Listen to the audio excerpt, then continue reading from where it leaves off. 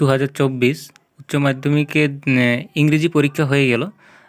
তো তোমরা দেখে নাও এই ইংরেজি পরীক্ষা 2024-এর যে এমসিকিউ প্রশ্নগুলি এসেছিল তার উত্তরগুলি আমি বলে দেব, তোমরা একটু মিলিয়ে নাও। একটু অনেক দেরিতে ভিডিওটি আপলোড হচ্ছে, কিছু যান্ত্রিক ত্রুটি ছিল যার কারণে দেরি হয়ে গেছে। তো দেখে নাও, এই হচ্ছে তোমাদের কোয়েশ্চেন।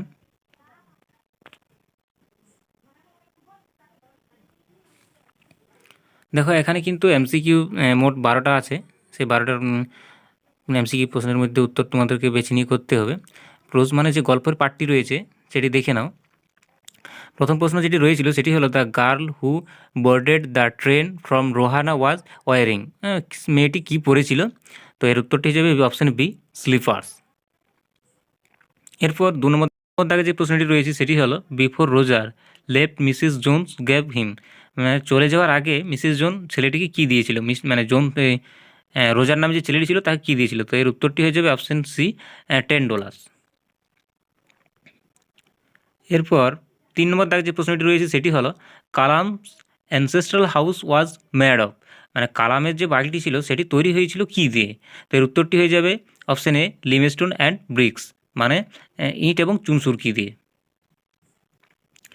4 নম্বর দাগে যে প্রশ্নটি রয়েছে সেটি হলো when the tsar saw the hermit for the first time the latter ওয়াজ।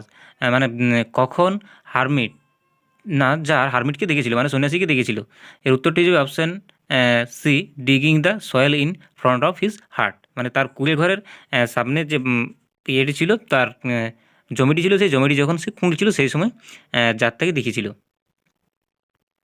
এরপর 5 নম্বর দাগে যে প্রশ্নটি রয়েছে সেটি হলো the cricket shrill song is heard on. মানে ঝিঁঝি পোকার ডাক কখন শোনা যায়? এর উত্তরটি হয়ে যাবে অপশান ডি, উইন্টার ইভিনিং। এটি সঠিক উত্তর হয়ে যাবে অপশান ডি, 5 নম্বর দাগে যে প্রশ্নটি ছিল তার উত্তরটি। এরপর 6 নম্বর দাগে যে প্রশ্নটি রয়েছে সেটি হলো according to the poets what has all too short a date. মানে এখানে আমাদের যে সেলাই কম্পেয়ার দি যে কবিতাটা ছিল সেখানে কবির মতে কোনটি ছোট আর কি। তো এখানে ওদের উত্তরটি হয়ে যাবে অপশান সি, সামার্স লেস। এরপর 7 নম্বর দাগে যে প্রশ্নটি রয়েছে সেটি হলো when the roots the tree are pulled out there. মানে কখন এটিকে উঠানো হয়? এর উত্তরটি হয়ে যাবে কেমন অবস্থায় থাকে আর কি। এর উত্তরটি হয়ে যাবে বি, হোয়াইট অ্যান্ড ওয়েট, মানে ভেজা এবং সাদা স্যাঁতস্যাঁতে অবস্থায় থাকে। এরপর 8 নম্বর দাগে যে প্রশ্নটি রয়েছে সেটি হলো দ্য সোলজার অ্যাফেয়ার্স। এর উত্তরটি হয়ে যাবে অপশান সি, পেল। তাহলে এখানে আমাদের গল্প এবং কবিতার থেকে এমসিকিউগুলি গেল। এরপর যেটি রয়েছে সেটি হচ্ছে ড্রামা, মানে নাটক থেকে। এখানে দেখে নাও the sitting of the play the proposal is. এখানে এটি শুরু হয়েছিল কোথায়? এটি চুমুকুবের যে ড্রয়িং রুম ছিল সেখান থেকে। এরপর 10 নম্বর দাগে যে প্রশ্নটি রয়েছে সেটি হলো নাতালিয়া লিভড, মানে বাস করত। এর উত্তরটি হয়ে যাবে option D, with her father, তার বাবার সাথে।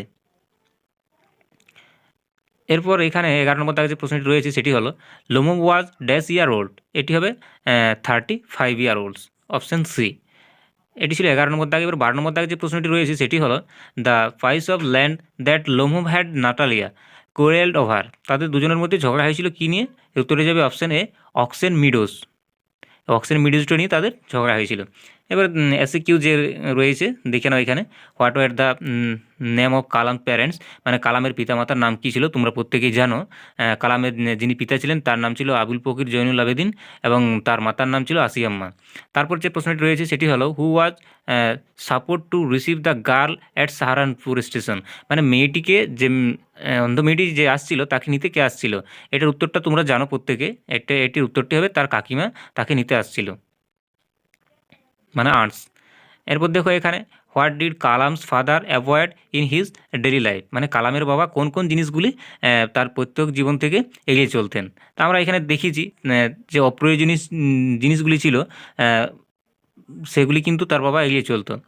তারপর এখানে দেখো at what time was Mrs Jones returning home from work. মানে মিসেস জোনস বাড়ি থেকে তার কাজের জায়গা থেকে কখন বাড়ি ফিরে আসছিলেন? তো এটা তোমরা উত্তরটা জানো, 11 o'clock at night, মানে PM। তারপর 5 নম্বর দাগে যে প্রশ্নটি রয়েছে সেটি হলো what was the third question that came to the জাজ মাইন্ড। জার বা রাশিয়ার যে রাজা তার নাম জার, তাকে জার বলা হয়, তার মনের মধ্যে তৃতীয় প্রশ্নটি কী ছিল? এটি তোমরা জানো প্রত্যেকে।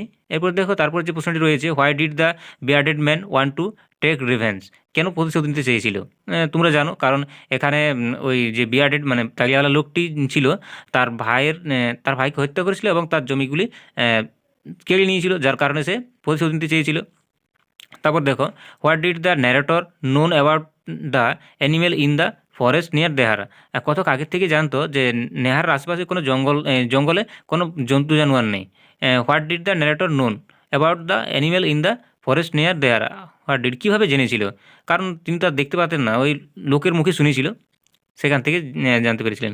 তারপরে দেখো, what did Mrs Jones plan to prepare from the content milk, তাহলে ওই তাদের যে কোটোর দুধ ছিল সেটা দিয়ে কী তৈরি করতে চেয়েছিল, এটা তোমরা জানো। এগুলি ছিল গল্পের থেকে। এরপর দেখো পোয়েট্রি থেকে যে কিউগুলি এসেছিল, who was written the poem on killing tree, on killing tree এর লেখক কে ছিল তোমরা জানো প্রত্যেকে, জিএফ প্যাটেল।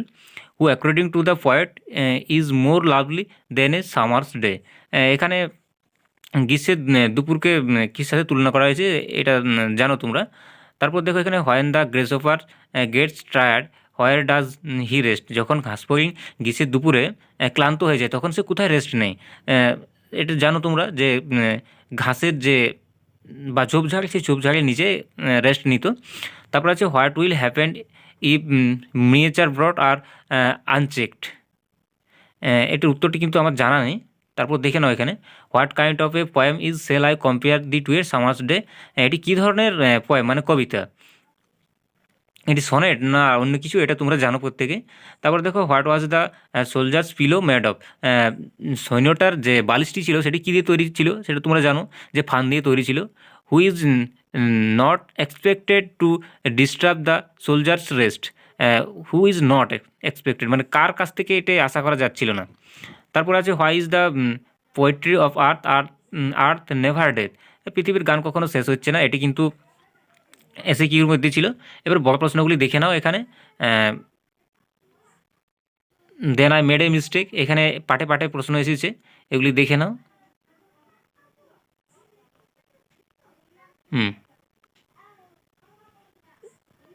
এগুলি তোমরা মিলিয়ে দেখে নাও, বড়গুলিকে কটা করেছে বা ছোটোগুলি কার করা ঠিক হয়েছে, এগুলো দেখে নেবে। এরপর তোমাদের যে পরীক্ষা আছে এডুকেশনের খুব শীঘ্রই আবার লাস্ট মিনিট সাজেশন নিয়ে আসছি। যদি কেউ চ্যানেলে নতুন হয়ে থাকো তাহলে চ্যানেলটি সাবস্ক্রাইব করো এবং পাশেই থাকো এই ধরনের ভিডিও পাওয়ার জন্য।